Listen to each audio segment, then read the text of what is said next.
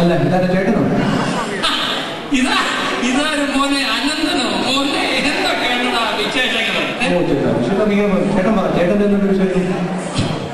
വിശേഷങ്ങളെ പറ്റി പറയുകയാണെങ്കിൽ എന്റെ മോനെ വയസ്സൊക്കെ ഇത്രയായില്ലേ, ഞാൻ കരുതി മലയാളം ഭാഷ എഴുതാനും വായിക്കാനും പഠിച്ചേക്കാമെന്ന്.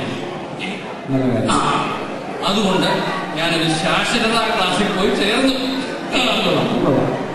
പക്ഷേ കാര്യം ശരിയല്ല മോനെ, ശരിയല്ല. ടീച്ചറിനോട് ഞാൻ ചോദിച്ചു, ടീച്ചറെ മലയാളത്തിൽ ആദ്യത്തെ അക്ഷരം ഏതാണ്? അടുത്ത അക്ഷരം ഏതാണ്? അവർക്കറിയത്തില്ല. എനിക്ക് ഇതെന്തൊരു കഷ്ടമാണെന്ന് അറിയത്തില്ല. പിന്നെ ഇന്നലെ നടന്ന സംഭവം മോനൊന്ന് കേട്ട് നോക്കണം. ഇന്നലെ നടന്ന സംഭവമാണ്. പലവട്ടം ടീച്ചറോട് ഞാൻ ഇംഗ്ലീഷിൽ ക്വസ്റ്റ്യൻ ചെയ്തു, മലയാളം ലാംഗ്വേജിൽ മ്യാവില്ലേ? ഞാൻ ചോദിച്ചു, ടീച്ചർ ഹിന്ദിയിലുണ്ട്, തമിഴിലുണ്ട്, തെലുങ്കിലുണ്ട്, മലയാളത്തിൽ മാത്രം മ്യാവ് എന്നൊരു അക്ഷരമില്ല. ഈ മ്യാവ് അക്ഷരമില്ലാതെ പൂച്ച എങ്ങനെ കരയും, കലാഭവമണി എങ്ങനെ ചിരിക്കും? ഞാൻ അതുകൊണ്ട് ടീച്ചറോട് ചോദിച്ചു.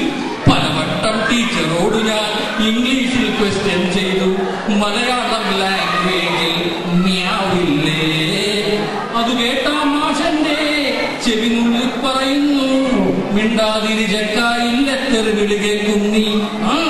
അത് കേട്ട മാഷന്റെ ചെവിനുള്ളിൽ പറയുന്നു, മിണ്ടാതിരി ചെക്കായില്ല തെരുവിളി കേൾക്കുന്നീ.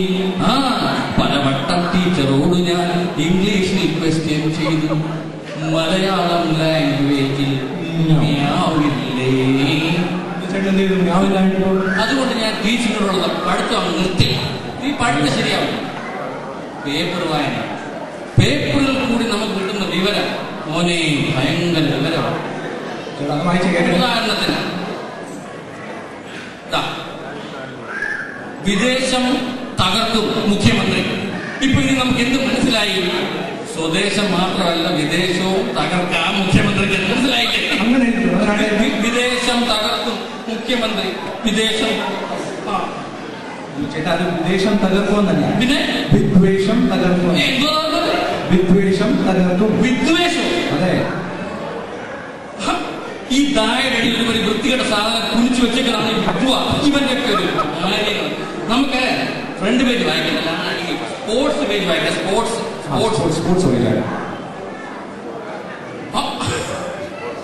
ഡാലസിൽ മാവരയ്ക്കാൻ പുതിയ കൊച്ചിനെ വേണമെന്ന് പഠിച്ചുകൊണ്ടിരുന്ന സമയത്തുള്ള അറിവുണ്ടെന്ന് വെച്ചാൽ ഡാലസിൽ മാവരയ്ക്കാൻ പുതിയ കൊച്ചിനെ. സ്പോർട്സിൽ അങ്ങനെ ഡാലസിൽ മാവരയ്ക്കാൻ പുതിയ കൊച്ചിനെ വേണോ? ചേട്ടാ അത് ഡാലസിൽ മാവരയ്ക്കാൻ കോച്ചിനെ വേണമെന്നല്ല, പിന്നെന്താ പറയുന്നത്? ഡാലസ് മാവരിക്സിന് പുതിയ കോച്ചിനെ വേണമെന്ന്. ഇതോ മാവരയ്ക്കിന് പുതിയ കോച്ച്? അതെ, ഡാലസ് മാവരിക്സ് ഒരു ബാസ്കറ്റ്ബോൾ ടീമാണ്. ഓ, മാവരിക്സിന് പുതിയ കോച്ചിനെ വേണമെന്നാണോ? അതെ. ഇവന് കൊച്ചിനെ വേണമെങ്കിൽ അവന്റെ അടുത്ത് പറഞ്ഞാൽ നമുക്ക് ഈ പേപ്പറേ വേണ്ട. പേപ്പർ ശരിയാവും. ശരി, പേപ്പർ വേണം. അപ്പൊ ചേട്ടൻ ഒരു കാര്യം ചെയ്യാം. എന്നാലും ചേട്ടന്റെ വായന കണ്ടു, വായനയൊക്കെ അപ്പൊ നമുക്ക് ഇനി ചേട്ടന്റെ മലയാളം അക്ഷരസ്ഫുടത ടെസ്റ്റ് ചെയ്യണം. എനിക്ക് പുറത്ത് വേണം. എനിക്ക് അക്ഷരപ്പുറത വേണ്ടതാണ്. ഒന്ന് ടെസ്റ്റ് ചെയ്ത് തരാം. ടെസ്റ്റ് ചെയ്യാൻ പോയി. ഇപ്പൊ നമ്മൾ ലാലേട്ടൻ പുതിയൊരു പടം വന്നില്ല, പുതിയ ലേറ്റസ്റ്റ് പടം. ലേറ്റസ്റ്റ് പടം. അപ്പൊ നമുക്ക് അതിന്റെ ഒരു ഡയലോഗ്, ലാലേട്ടന്റെ പടത്തിലെ ഡയലോഗ് നീ അഭിനയിക്കും. അത് കാണാം. ഞാൻ സാഗർ ഇലിയാസ് ജാക്കി റീലോഡ്. ഇത് കാണിച്ചാൽ മതി. ഇത്രയും കാണിച്ചു.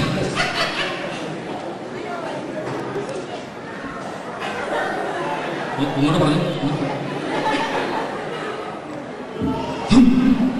ഞാൻ സാഗർ ഇലിയാസ് ജാക്കി റീലോഡ്. ഇത്രയേ ഉള്ളൂ.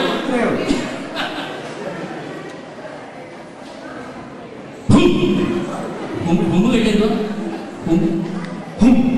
ഞാൻ സാഗർ ഇലിയാസ് ജാക്കി റീലോഡ്.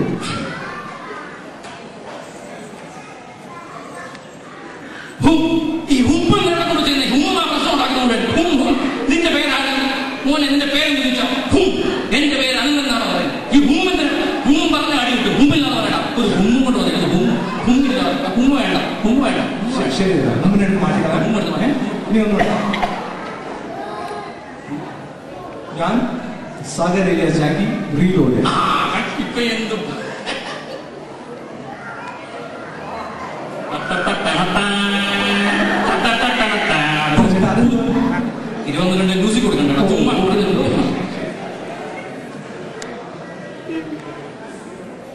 ഞാൻ ആരാന്നാ പറഞ്ഞ?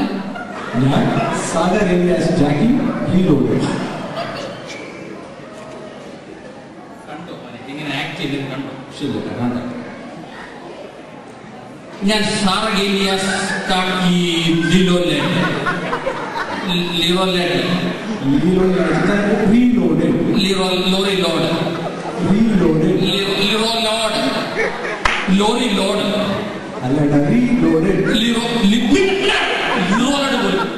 ഞാൻ സാഗർ ഏലിയാസ് ജാക്കി എന്ന് പറഞ്ഞ മനസ്സിലാവില്ല. വാലും കൂടെ വെച്ചോണ്ട് പറയാം. ഞാൻ സാഗർ ഏലിയാസ് ജാക്കി എന്ന് പറഞ്ഞാൽ മതി. അത് പറഞ്ഞാൽ മതി.